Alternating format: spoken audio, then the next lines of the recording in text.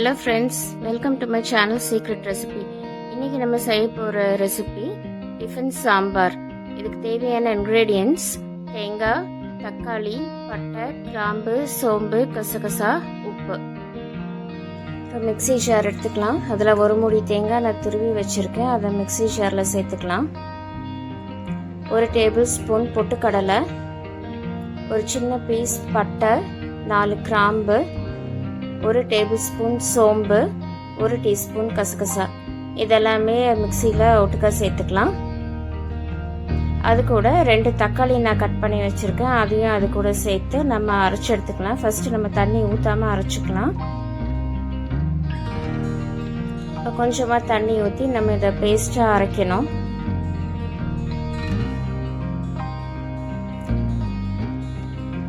இந்த மாதிரி பேஸ்ட்டாக அரைச்சி எடுத்துக்கோங்க.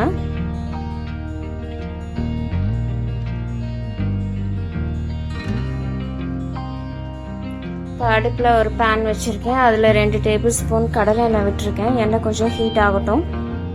எண்ணெய் ஹீட் ஆயிடுச்சு. இப்போ கூட கடுகு சேர்த்துருக்கேன். கடுகு நல்லா பொரிஞ்சிட்ருக்கு.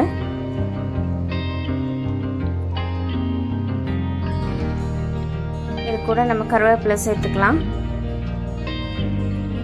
கூட ஒரு பெரிய வெங்காயம் நான் கட் பண்ணி வச்சுருக்கேன். அதையும் அது கூட நான் சேர்த்துக்கிறேன். நீங்கள் சின்ன வெங்காயமும் சேர்த்துக்கலாம். இது நல்லா கோல்டன் ப்ரௌன் ஆகுற வரைக்கும் நல்லா ஃப்ரை பண்ணிக்கோங்க. வெங்காயம் நல்லா ஃப்ரை ஆனது தான் டேஸ்ட் நல்லாயிருக்கும். ஸோ இதை நல்லா ஃப்ரை பண்ணிக்கோங்க. நல்லா கோல்டன் ப்ரௌன் வர வரைக்கும் நல்லா ஃப்ரை பண்ணிக்கோங்க.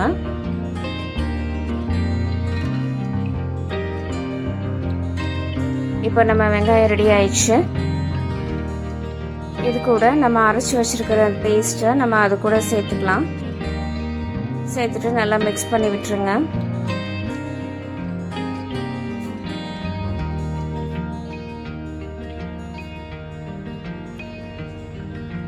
இது கூட இந்த டிஷ்க்கு தேவையான தண்ணி சேர்த்துக்கலாம். இந்த டிஷ்க்கு தேவையான தண்ணி எல்லாமே நம்ம சேர்த்துட்டோம். சேர்த்துட்டு இதை நல்லா மிக்ஸ் பண்ணி விட்டுறலாம்.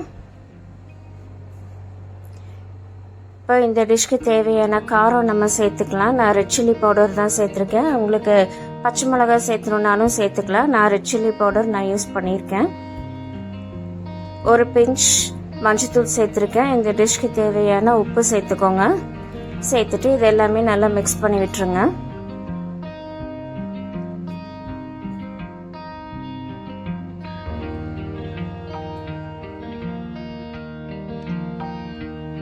இதை நல்லா கலந்து விட்டுட்டு மூடி போட்டு மூடி வச்சிடலாம். இது ஒரு 5 நிமிஷம் அப்படியே இருக்கட்டும். நல்லா கொதிக்கட்டும்.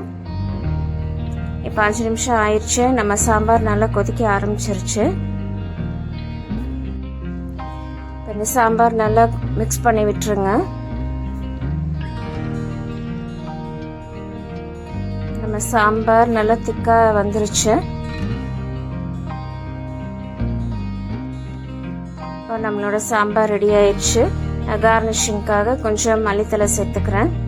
சேர்த்துட்டு நம்ம ஸ்டவ் ஆஃப் பண்ணிடலாம். இப்போ நம்மளோட சாம்பார் ரெடி ஆயிடுச்சு. இதை நம்ம ஒரு பவுலில் ட்ரான்ஸ்ஃபர் பண்ணி வச்சுக்கலாம். இது இட்லி, தோசை, ஊத்தாப்பம், பணியாரம் எல்லாத்துக்குமே இதனால பெஸ்ட் காம்பினேஷனாக இருக்கும். இந்த ரெசிபிக்கு வெஜிடபிள்ஸ் எதுவும் தேவையில்லை. தேங்காய், தக்காளி இருந்தால் போதும். இந்த டிஷ் நம்ம ஈஸியாக பண்ணிடலாம். ஸோ ஃப்ரெண்ட்ஸ், இந்த டிஷ் எல்லாருமே ட்ரை பண்ணி பாருங்கள். இது ரொம்ப simple and easy and tasty recipe. So friends, இந்த டிஷ் எல்லாருமே ட்ரை பண்ணி பாருங்கள். இந்த ரெசிபி உங்களுக்கு பிடிச்சிருந்தா இந்த சேனலுக்கு லைக் பண்ணுங்கள், ஷேர் பண்ணுங்கள், சப்ஸ்கிரைப் பண்ணுங்கள். கூட பெல் ஐக்கான் கிளிக் பண்ணுங்கள். ஸோ தட் என்னோட நோட்டிஃபிகேஷன்ஸ் எல்லாமே உங்களுக்கு வந்துடும். Thank you. Take care. Bye bye.